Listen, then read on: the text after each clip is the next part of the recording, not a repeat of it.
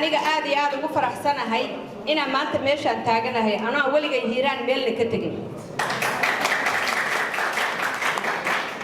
sababta ay keentay inaan runtii soo istaagana waxay tahay kursiga aniga aan ku taaganahay waxa ugu horeeyay oo doortay waxa ugu badnaa reer hiiraan special sidii xildhibaan maxamed uu sheegayay reer Buulabarde marka codkii la isiiyay waa aniga maanta ku taagan waa in looga mahad celiyo marka xildhibaanadii meesha ka soo jeeday waxa rabaa inaan hawsheena aan u maartay gudagalo haweenka Soomaaliyeed oo u jeedeen waxa rabaa inaan nabadoonka la hadlo in anagoo aan nala dirin aan qaadanay dirayskii macawisley u jeedeen markaan qaadanayni ma ahayn nagu sawir waxaan idin cadaynaysaa inaysan igu sawir ahayn maanta aan idin sheegi lahayn oo idin dhihi lahayn kaamirooyin noola soo istaaga sidaa la hadligeed ma aysan hayn nagu sawir waxay ahayd gabdhihii gurayay timirta iyo oo dubaynay burka oo maaragtay sisiyeeriga raadinayay waxaan ugu istaagnay ma ahayn abaaro ma ahayn meelo kale waxay ahayd askarta hadday macawisley tahay iyo haddii ay yihiin maxaa la dhahaa ciidankii qalabka siday oo meesha idinla dagaalamayay iyo dhalinyaradina inay idin soo garab istaagnaayeen waxa u taagnay midda labaad aan rabnay inaan idin sheegno waxay tahay anigu waxaan ka turjumayaa maanta baarlamaanka waxaan aad ugu faraxsanahay inay 6 xildhibaan ila joogaan oo wasiirada ka mid tahay macallimo labada xildhibaan abdawraha waxaan rabaa inaan inta ka cadeeyo haddaan nahay baarlamaanka 330 ama sanataraha aadaan ama golaha shacabka ha aadaan inta uu socdo dagaalku inuu u goyn doono lacag ciidamada dagaalamayo cadawga ku socda awooda malihi ani inaan qarraro lacag inta tira leeg sababta gudoomiyaha jira xildhibaanadana waxaan ka codsanayaa inay ila baas gareyn doonaan maalinka lagu dhawaaqo lacagtaas inay soo garab istaagaan hadday sanad socoto iyo hadday 6 bilood socotoba baarlamaanku inuu jari doono lacag ilaa iyo intaas oo aan garabkiina taagan lahay wax ka weyn oo geeskiina ku istaagi lahayd ma jirto waxaan rabaa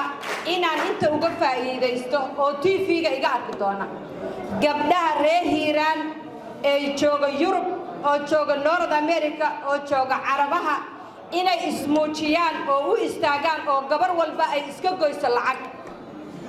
oo ay soo garab istaagaan Hiiraan waxaan ogahay inay ku filan yihiin gabdho wada shaqaysta special ani waxaan ka imaaday Mareykanka Minneapolis way wada maqlayaan gabdhaha reer Minneapolis oo reer Hiiraan inay soo istaagaan baan rabaa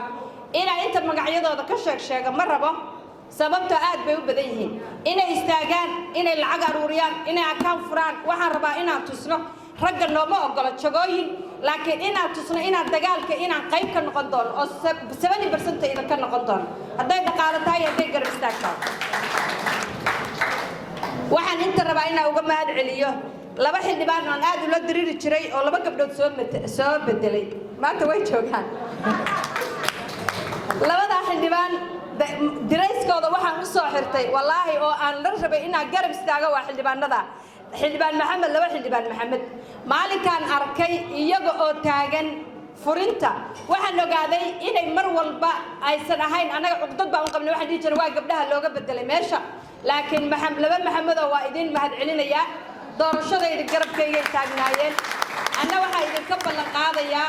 aas baarlamaan ahaan maalinkaasna inaan idin yeerno oo aan isla baas garayno oo aan lacagta idin maaragtay u goyno dagaalka Hiiraan waxa ogaataan reer Hiiraan inaan nasiib badan tihiin inaan magac leedihiin waligayba ani maqli jiray dadka ugu geesisan baa ka dhashay ama madaxweynayaal haataan ama ha ahaadaan hogaamiyayaal laakiin ani waxaan qirayaa inaan noqoteen Soomaaliya qolada ugu horeysay oo u istaagay dagaalkan waxa la idinka sheegay Washington DC waa u jeedeen inay Mareykanka la soo saaray magaciina beledweyne Hiiraan la idinka lahaa marka sida la adligeed waxaan noqonaysaan ina calaalka iska daysaan inta wax ka noqdaan wax idin gaaraya male idinka istaagteen qarash baa la idin garab taagan yahay cunadii baa la idin la garab taagan yahay daawa la idin la garab taagan yahay horta waxa ka walwashaayay jirin waa nasiib badan tihiin laakiin qalbigiina u sheega intiina taagan waxa ayaan darra ku dhacday oo nasiib darra ku dhacday kuwa ku jira oo la leynaya xabadda lala geliyo laakiin ani waa hubaa inay meesha ugu xorrimo badan ay noqon doonto waxaan rajaynayaa anoo dirayska dhigay oo dirac watayna idin imaado marka labaad